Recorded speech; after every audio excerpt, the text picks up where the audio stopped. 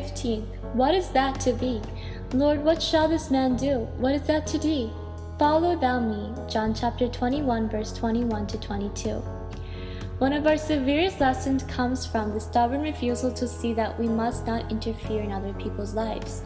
It takes a long time to realize the danger of being an amateur providence, that is, interfering with God's order for others. You see a certain person suffering and you say, "He shall not suffer, and I will see that he does not." You put your hand straight in front of God's permissive will to prevent it, and God says, "What is that to thee?" If there is stagnation spiritually, never allow it to go on, but get into God's presence and find out the reason for it.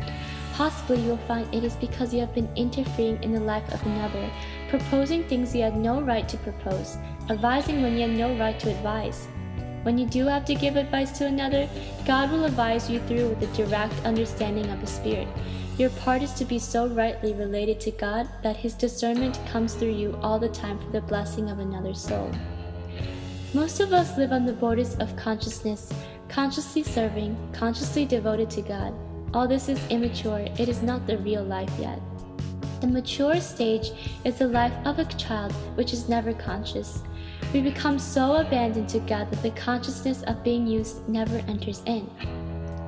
When we are consciously being used as broken bread and poured out wine, there is another stage to be reached where all consciousness of ourselves and of what God is doing through us is eliminated.